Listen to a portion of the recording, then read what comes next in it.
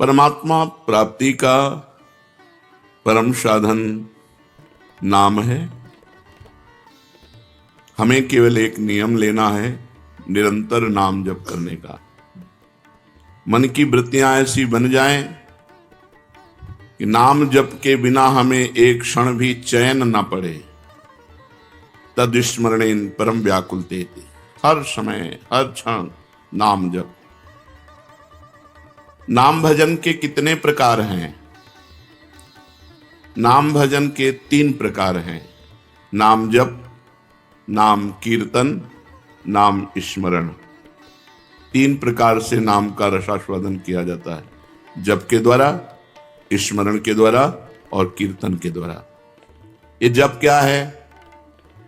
प्रभु के जिस नाम में रुचि हो या जो नाम गुरुदेव ने दिया हो, उसी नाम की बार बार आवृत्ति करना, बार बार जपना, इसी को जप कहते हैं। तो जप कितने प्रकार का होता है?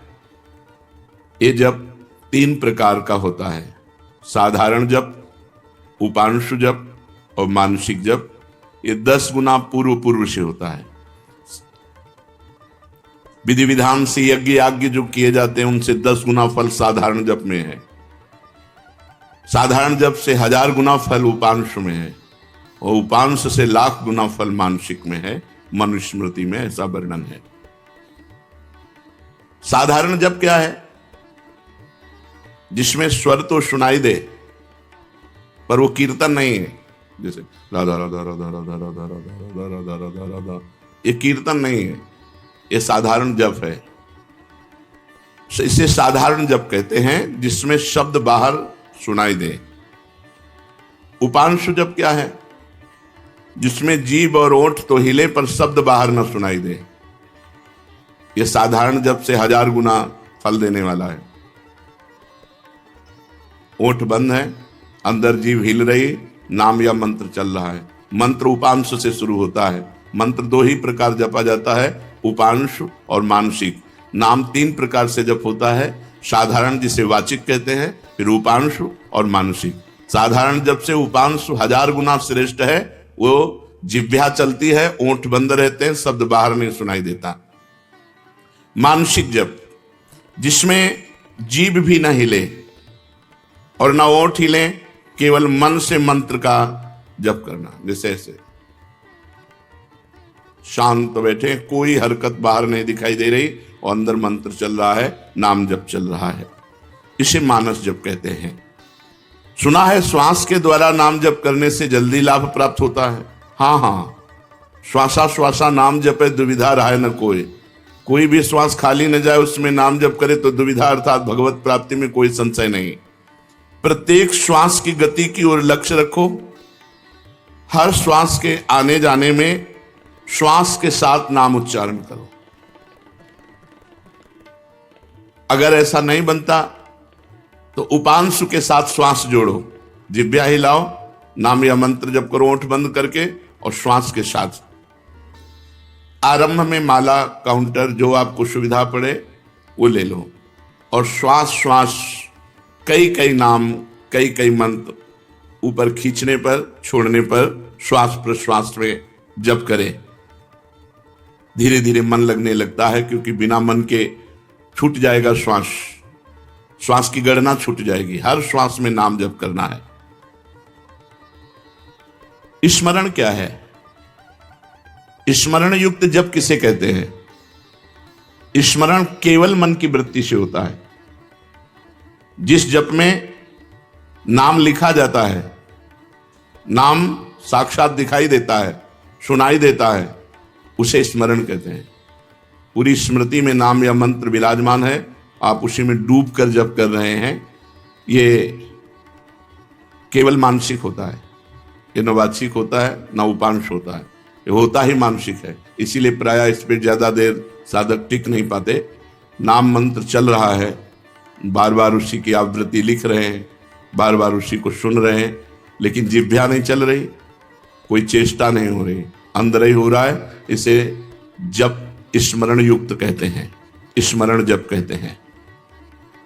ये मानस मूर्ति पूजा की भांति नामोक्षरों की भावना मन में कर सकते हैं? हाँ, कर सकते हैं। जैसे श्री राधा वल्लभ लाल जी की रूप माधुरी सामने है, अब उनके मस्तक पर लिख रहे हैं मंत्र, उनकी छाती पे लिख रहे हैं, उनकी बाजुओं पे लिख रहे हैं, उनके चरणों में लिख रहे हैं, और बार बार जहां मन आया पूरे श्रीअंग का दर्शन करते हुए वहीं बार बार मंत्र लिख रहे हैं, बार बार नाम लिख रहे हैं। मानस मूर्ति की पूजा की भांति आपको लाभ देगा। क्या नाम अक्षरों की आवृत्ति का और कोई उपाय है? हाँ, मन की रुचि के अनुसार आप आकाश में कर सकते हो, आप हृदय में अपने कर सकते हो, आप अपने मस्तक पे कर सकते हो। मस्तक पे बार बार लिख रहे हैं अपने अंदर से, या आप अपने हृदय में लिख रहे हैं, या सामने बाहर लिख रहे हैं, जैसे आपकी रुचि बने। या आप नाम के पूरे गहने पहना दीजिए ठाकुर जी को। चरणों में नूपुर तो नूपुर की जगह नाम मंत्र, बाजुओं में बाजूबंद तो बाजूबंद की जगह नाम मंत्र, कुंडल की जगह नाम मंत्र, तिलक की जगह नाम मंत्र हम बार बार लिख रहे हैं। ऐसे जैसे भी बने, अंदर से लिखते हुए नाम का स्मरण करना बहुत जोर का लाभ प्रदान करता है। तो नाम जप, नाम स्मरण, नाम कीर्तन। नाम कीर्तन में गगन भेदी स्वर होना चाहिए। उच्च स्वर स्तंभद सर्वदैव, ऊंचे स्वर से कीर्तन होना चाहिए। जितना उच्च स्वर से होगा उतना ही कीर्तन लाभ देगा। कीर्तन कितने प्रकार के होते हैं? अकेले भी ताली बजाते हुए भगवान नाम कीर्तन होता है। आर्त भाव से अकेले पुकारते हुए ताली बजा रहे भगवान के नाम का कीर्तन, या कई लोग मिलकर के भगवान नाम कीर्तन कर रहे हैं, भगवान का गुण कीर्तन कर रहे हैं, मृदंग है, मंजीर है, ढप आदि वाद्य बजाते हुए कई लोग मिलकर भगवान के नाम का कीर्तन, गुण कीर्तन। संकीर्तन का क्या प्रभाव है? जहां तक नाम पहुंचेगा वहां तक निष्पाप कर देगा। जिनके कानों में, पशु पक्षी जिनके भी कानों में नाम ध्वनि, गुण ध्वनि पहुंची, गुण ध्वनि चतुरासी जी, जैसे आप चतुरासी जी गायन करते हैं, ये गुण ध्वनि है, महिमा ध्वनि है। नाम ध्वनि, नाम कीर्तन, राधा राधा राधा, ये जहां तक जिसके कानों में पहुंचेगी, पशु पक्षी चिड़िया सबके पाप को नष्ट कर देती है। इसीलिए इसे उच्च स्वर में गाया जाता है नाम कीर्तन। यहां तक कि जड़ वृक्ष भी पवित्र हो जाते हैं, वो जगह पवित्र हो जाती है जहां नाम कीर्तन होता है। ये तो हम समझ गए। अब हर समय नाम जप कैसे हो? भगवान के नाम में महत्व बुद्धि होने से, अपनी भूल पर पश्चाताप होने पर, मैं क्यों भूल गया इतने सेकंड नाम, और बार बार नाम की आवृत्ति अभ्यास करने से, अभ्यास की कमी के कारण, महत्व बुद्धि ना होने के कारण, भूल जाने पर पश्चाताप ना होने के कारण आपका भजन छूटता है। पूर्ण विश्वास करो, इसी नाम से सब कुछ हो जाएगा। नाम में रुचि हो जाए, नाम में प्रेम हो जाए, यही हमारी साधना की पूर्णता है। विश्वास और प्रेम ही भजन है। भजन क्या है? विश्वास और प्रेम। नाम में रुचि और विश्वास, एक इसी नाम जप से सब कुछ हो जाएगा। नाम में ही विश्वास और नाम में ही रुचि, इसे ही भजन कहते हैं। और भजन करते हुए भी यदि भजन में रुचि नहीं हो रही तो 10 नामापराधों में कोई एक अपराध बन रहा है, उससे बचना चाहिए। 10 नामापराध हैं, इनको कहीं लिख कर टांग दीजिए, जिससे हर साधक एक बार दृष्टि तो पड़ी जाए बड़े बड़े अक्षरों में। पहला, संत पुरुषों की निंदा। ये बड़े बड़ों से बन जाता है। जिनको अपनी साधना का गर्व होता है उनसे जरूर बन जाता है अपराध। वो दूसरे को लघु समझते हैं, हे समझते हैं। और जहां साधना इस बात की है कि सबको अपना भगवान मानना है, वासुदेवा सर्वम, सबको भगवान मानना है। मैं सेवक सचराचर रूप स्वामी भगवंत, मैं सेवक हूं, चराचर जगत मेरा भगवान है। लेकिन अपराध तभी बनता है जब अपने को बड़ा भजनानंदी, बड़ा साधक, बड़ा तपस्वी, बड़ा संत मान लेते हैं, तो फिर अपराध बनने लगता है। या हम किसी संत में दोष दर्शन करते हैं तो अपराध बनने लगता है। देखो, एक संतों की स्थिति होती है, कुछ स्थितियां ऐसी संतों की होती है जिनको देखकर आपको लगेगा ये पूरे संसारी हैं, लेकिन वो संसारी नहीं है, वो बड़े भागवतिक हैं। हम बाहरी स्थितियों से नहीं समझ सकते हैं। पूज्य स्वामी श्री अनंग बोधाश्रम स्वामी जी महाराज दिगंबर रहते, गंगा जी के किनारे 12 महीना कष्ट सहते। और जब वहां खेत करने वाले जो तरबूज की खेती, सब्जी की खेती गंगा किनारे करते हैं, वो जब आते तो उनके पीछे लग जाते हो, कहते सुनो थोड़ी तमाकू दे दो, थोड़ी तमाकू दे दो। जहां धर्म सम्राट करपात्री जी साष्टांग दंडवत जिनको करते थे, प्रभुदत्त ब्रह्मचारी जी भगवान मान के आराधना करते थे, वो महापुरुष वो कहते हैं स्वामी जी तुम रोज मांगते हो, हम गरीब आदमी कहां से तुम्हें दें? अरे बोले थोड़ी दे दो यार। अब आप कैसे पहचानोगे कि किस कोटि का महापुरुष है? अगर आप उनकी इस चेष्टा को देखेंगे तो आपकी अश्रद्धा ना हो जाएगी? यार तमाकू, थोड़ी तमाकू के लिए इनके पीछे ढूंढ। और ऐसे महापुरुष के बड़े बड़े महापुरुष साक्षात चरणों में लौटते। संतों की बाहरी चेष्टाएं कुछ ऐसी हो सकती हैं जो हमारी समझ के परे हों, तो हम उन्हें केवल नमस्कार करें। पहला नामा अपराध है संतों की निंदा करना, सत्पुरुषों की निंदा करना। ये नियम ले ले, हमें किसी संत की निंदा नहीं करनी। और संत चाहे 1000 वर्ष से तपस्या कर रहे हो, चाहे आज दीक्षा लिया हो, शालिग्राम भगवान चाहे 100 वर्ष से सेवित हो, चाहे अभी विराजमान हो, वो बराबर होते हैं। जब पारस ने स्पर्श कर दिया तो चाहे 100 वर्ष पुराना सोना हो, चाहे अभी का सोना हो, वो तो सोना सोना ही है। ऐसे ही संत संत हैं, कभी किसी साधक के प्रति भावना नहीं तो कल का छोरा है, नहीं नहीं। वैसे भी सब में भगवान विराजमान है, संपूर्णतया भगवान ही सब, वासुदेवा सर्वम ही। तो फिर संत वेश है तो हमें नमन करना चाहिए, हमारे नेत्र सबको नमन करे। अगर किसी को छोटा मानते हैं तो दोष दर्शन हो जाएगा। सब में भगवान है। तृणादपि सुनीचेन तरोरिषेष्मणा। नाम जापक, नाम कीर्तन करने वाला कैसा होना चाहिए? तृणादपि सुनीचेन। क्यों? क्योंकि अगर ऐसा भाव नहीं तो निंदा किसी न किसी की करेगा और नाम अपराध, नाम में रुचि नहीं होने देगा, नाम जपने में बाधा पहुंचा देगा। इसलिए सबसे पहला है संत अपराध, भक्त अपराध। भक्तों की निंदा, संतों की अवहेलना ऐसा है कि बड़े से बड़े तप को एक क्षण में नष्ट कर दे। भक्तन निंदा अति बुरी भूल करे जिन कोय, किए सुकृत बहु जन्म के क्षण में डारे खोए। एक क्षण में बहुत जन्मों के पुण्य नष्ट हो जाएंगे, एक जन्म की कौन बात कहे। इसलिए डरो, भक्तन के अपराध से डरपत रहो।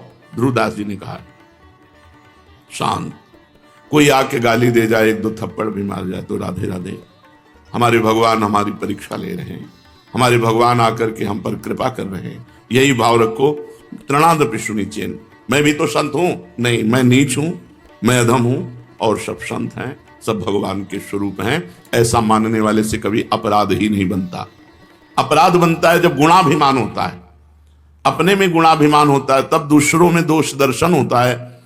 इसलिए यदि नाम में निरंतर प्रगति, उन्नति, रुचि निरंतर जपने की प्राप्त करनी है तो 10 नामा अपराध से बच जाए। पहला नामा अपराध संत पुरुषों की निंदा। इससे ये बहुत खतरनाक है। विश्व में हर अपराध क्षमा करने के उपाय हैं, लेकिन वैष्णव द्रोह, संत निंदा, भक्त निंदा का उपाय नहीं। भूत वज्र की लीक, इसे वही भक्त क्षमा कर दे तो बात अलग है जिससे आप अपराध किए हो, अन्यथा भगवान भी क्षमा नहीं करते। जब दुर्वासा जी भगवान के पास गए तो श्री भगवान ने कहा अहम भक्त पराधीनो असुतंत्रो इव द्विज। मैं परतंत्र हूं, ये सुदर्शन मेरे कहने से नहीं रुकेगा। अगर इसके ताप से मुक्त होना चाहते हो तो अम्बरीश जी के चरण पकड़ो जाकर के। ऐसा ही करना पड़ा दुर्वासा जी को। इसलिए काहे को व्यर्थ में विपत्ति मोल में ले, काहे को पाप की गठरी सिर पर चढ़ावे, किसी की निंदा ना करे। हमको क्या लेना, भगवान जिसको जैसा चला रहे वैसा चल रहा है। तेरे भावे जो करे, भलो बुरो संसार, नारायण तू बैठ के अपनो भवन बुहार।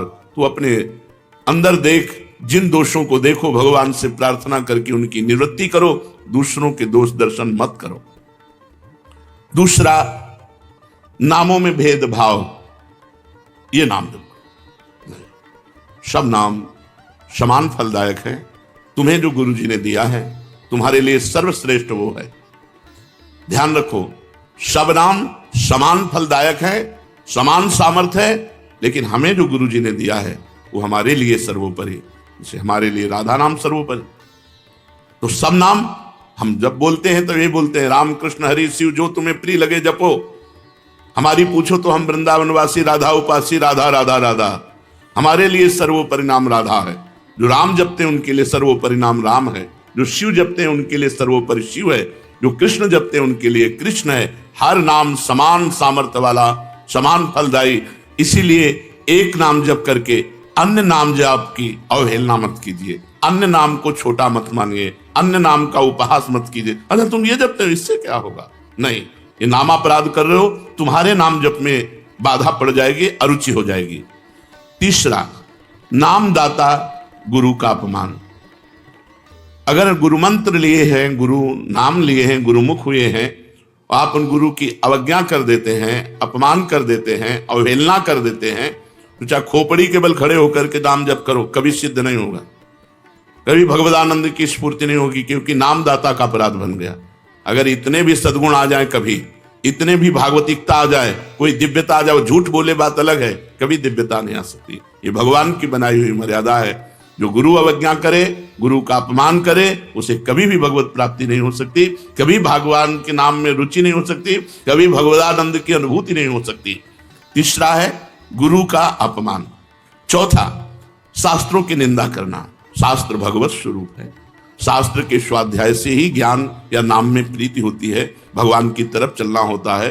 भगवान का अक्षर ब्रह्म स्वरूप समस्त शास्त्र है, एक एक अक्षर में भगवान विराजमान है। इसलिए किसी भी शास्त्र की निंदा ना करो, सब शास्त्र भगवत स्वरूप है। शास्त्रों की निंदा अगर करोगे तो नाम भगवान तुम्हारी जिह्वा पे नहीं टिकेंगे, नाम में बाधा पड़ जाएगी। पांचवा, नाम में अर्थवाद। अरे इतनी महिमा नाम की है, केवल गाते हैं, केवल प्रशंसा के लिए, ऐसी नहीं महिमा है नहीं, इससे बहुत पतन हो जाएगा, नाम अपराध बन जाएगा। नाम की जितनी महिमा गाई जाए वो सब थोड़ी है, ज्यादा नहीं है।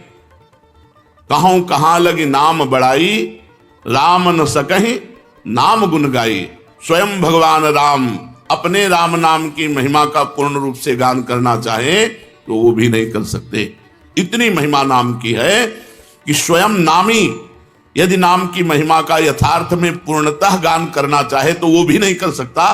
तो जो ऋषि मुनि संत महात्मा जितने हुए नाम जापक, वो जो वर्णन करते हैं वो यथार्थ सत्य है, लेकिन पूर्ण नहीं है।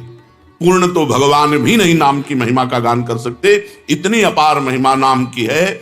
इसलिए नाम में अर्थवाद कि अरे ये तो नाम की रोचकता के लिए इतनी प्रशंसा कर दी गई है, वैसे वस्तुतः ऐसा है नहीं, ऐसा सोचना ये नामापराध है। छठा, नाम का सहारा लेकर के पाप करना। कोई पाप कर्म कर रहे, अरे नाम जप लेंगे उससे नष्ट हो जाएगा।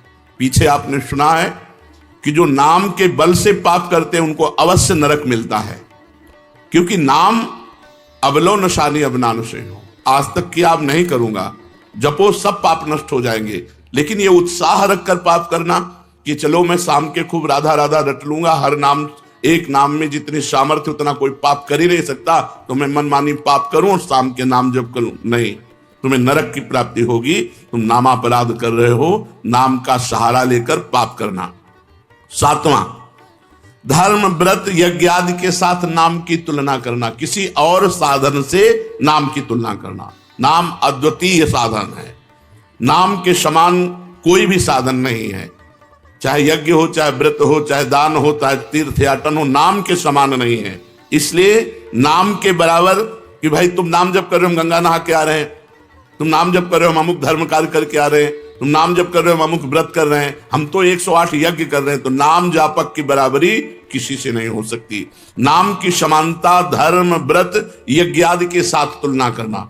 नाम जापक जब गंगा जी को स्पर्श करता है तो गंगा जी निष्पाप हो जाती है, गंगा जी निष्पाप हो जाती, गंगा पापम, गंगा जी पाप का नाश करते हैं। लेकिन जब नाम जापक गंगा जी का स्पर्श करता है तो गंगा निष्पाप हो जाती है। इसलिए धर्म व्रत यज्ञ आदि के साथ नाम की तुलना करना ये नाम का सातवां अपराध है। आठवां, हरि निंदक, हरि विमुख, अवहेलना करने वाले भक्तों की, उन अश्रद्धालुओं को जो सुनना नहीं चाहते, जो भक्तों की निंदा करते, भगवान की निंदा करते हैं, ऐसों को नाम का उपदेश करना। अब यहां विचारणीय विषय है, जो सुनना नहीं चाहते हैं, अभी आपने सुना कि जब नाम कीर्तन किया जाता है तो यदि उनके कान में नाम पड़े उनका भी मंगल हो जाएगा, उनको उपदेश नहीं करना, लेकिन नाम सुनाना है। दूर से भगवान नाम की जय घोष करनी है। घोर पापी के भी कान में जाएगा तो उसका मंगल करेगा। नाम कीर्तन की महिमा में सुना। तो यहां ये बात नहीं है, यहां बात कही जाती है उसको शिष्य बनाना, उसको उपदेश करना। जो अश्रद्धालु है, सुनना नहीं चाहता, हरि निंदक है, भक्त निंदक है, ये नामापराध है। ऐसे को शिष्य नहीं बनाना चाहिए। लेकिन नाम कीर्तन सुनने का सबको अधिकारी है। जैसे जगाई और मधाई, मांस मदिरा आदि सबसे युक्त पुरुष, घोर दुष्ट स्वभाव, भक्त को देख करके ही गाली देना और उनका उपहास करना। हरिदास जी ने कहा नित्यानंद महाप्रभु से, छोड़ो, इनके समीप भी नहीं चलना। ये मोहल्ले में उनका तंबू लगा हुआ है, शिविर लगा हुआ है, चलोगे ठीक नहीं है। काय को मधुमक्खी के छत्ता पे ईंट मारे, वो भनभना के तुम्हारे ऊपर ही आएंगी।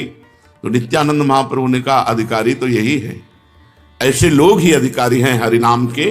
जो घोर पापाचरण में रत हैं, उनके कान पर यदि हरिनाम जाएगा तो उनका भी मंगल हो जाएगा। जाके महामंत्र का उच्चारण किया, परिणाम वही हुआ जैसे बर्रा के छत्ता में कोई ईंट मार दे। शराब के नशे में थे, एक घड़ा उठाया और फेंक के मारा तो नित्यानंद महाप्रभु के सर पर लगा और रक्तस्राव होने लगा।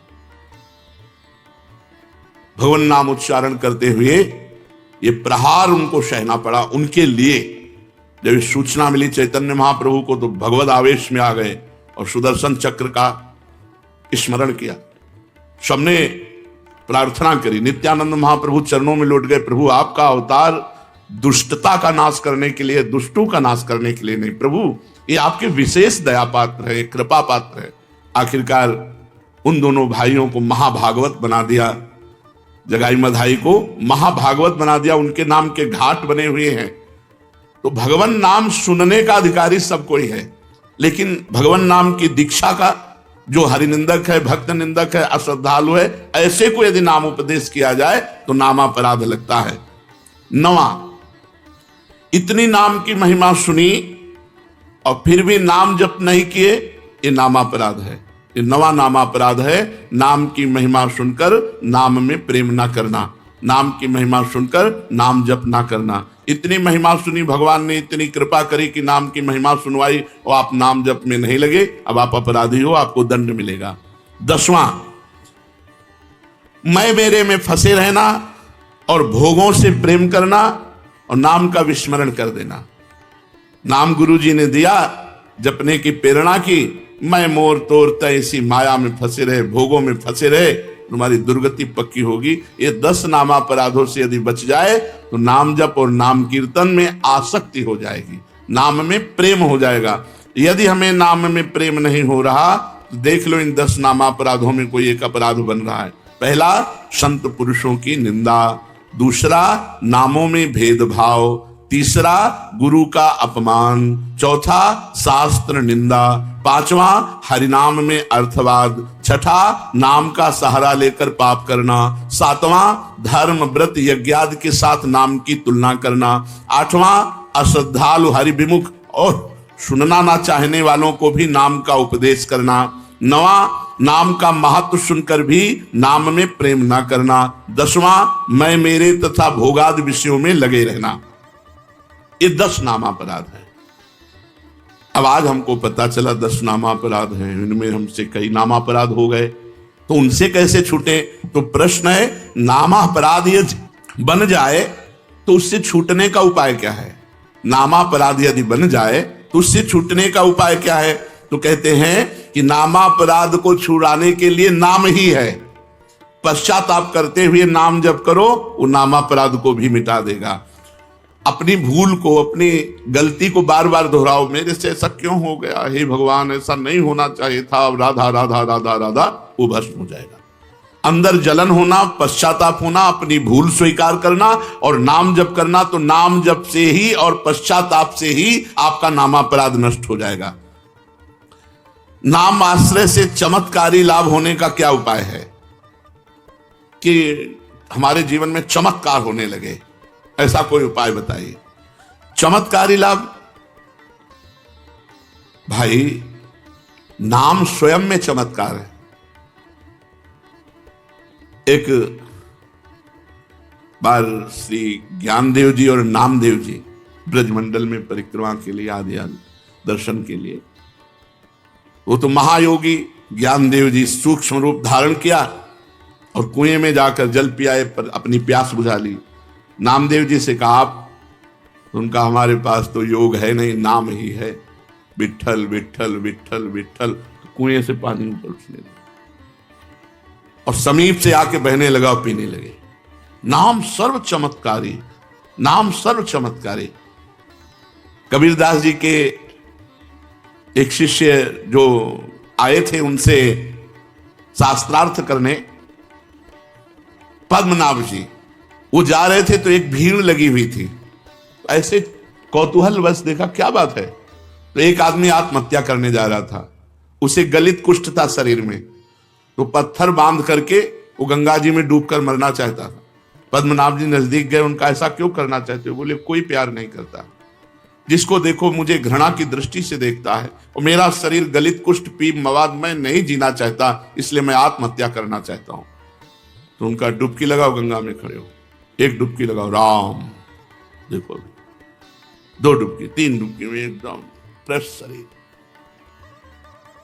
जब लौट कर गए तो कबीरदास जी से कहा कि बड़ी चमत्कार पूर्ण नाम की महिमा है। क्या? बोले गलित कुष्ठ ने जब हमने प्रेरणा की तो राम बोलकर जो डुबकी लगाई उसका गलित कुष्ठ, तो उनका राम पूरा नाम नामाभास से ठीक हो सकता था। कबीरदास जी ने कहा नामाभास से ठीक हो सकता था। भाई जी महाराज ऑफिस में बैठे थे राधा बाबा के साथ, सूचना है कि कोई आदमी आया है आपसे जरूर मिलना चाहता है, वो बहुत पीड़ित है, तो कंबल ओढ़े हुए थे। भाई जी क्या बात है भाई? उनका मैं आत्महत्या करने जा रहा हूं। क्यों? कंबल हटाया, देखा पूरा शरीर गलित कुष्ठ से। उनका गलित कुष्ठ। भाई जी ने कहा अच्छा नहीं, आत्महत्या करना तो ठीक नहीं है। भगवान नाम लेकर जे ही आलिंगन खत्म। वासुदेव कुष्ठी का चरित्र है चैतन्य चरितावली में। चैतन्य महाप्रभु ने हरे कृष्ण कह के जे गले से लगाया। नाम का अद्भुत चमत्कार। पर छोटे मोटे चमत्कारों में प्रयोग करोगे तो सबसे बड़ा चमत्कार की सुमिर पवन सुत पावन नामू अपने बस कर राखे रामू, ये नहीं हो पाएगा। भगवान का साक्षात्कार नहीं हो पाएगा यदि अपने नाम का प्रयोग करोगे। भगवान का ये हमने जीवन में कई बार देखा है। भगवान नाम का अद्भुत चमत्कार, अद्भुत महिमा भगवान नाम की देखी।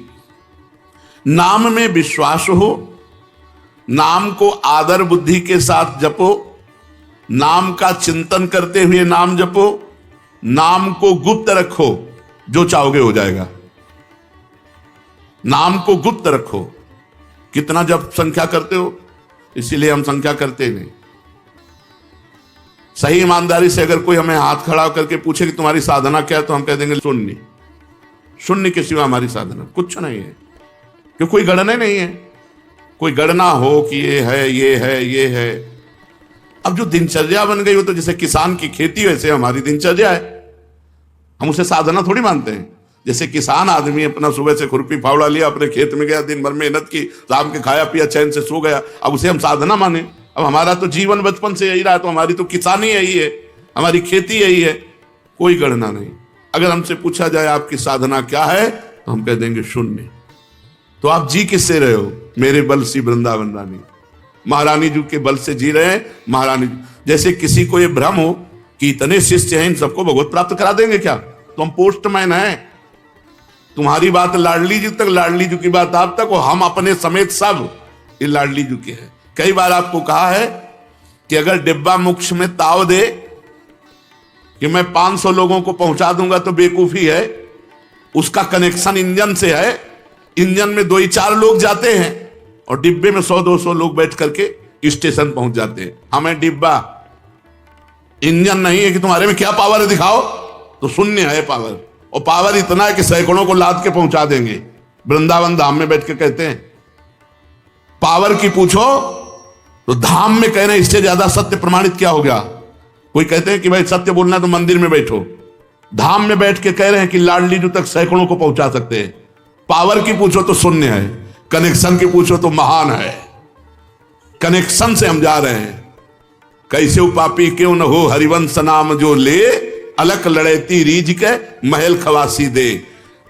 हरिवंश प्रताप ही जानत हैं, हरिवंश प्रबोध क्या प्रताप, श्री हरिवंश प्रताप नाम नौका निज खेवक, बहु सागर सुख तरत निकट हरिवंश। आवा भैया नाव में बैठ जाओ। बैठ गए किसकी? हरिवंश की नाव में। खेवैया वो हैं अपने बैठ के तरंगे देख रहे हो, निकुंज पहुंच गए। जिनको संशय है कि डिब्बा नहीं पहुंचा सकता तो इंजन में जगह नहीं है। आप ये पक्की बात समझ ले, इंजन में जगह नहीं है, डिब्बा में ही विश्वास करना होगा। और हमें डिब्बा तो अगर जगह न मिले तो ठस के बैठ जाओ।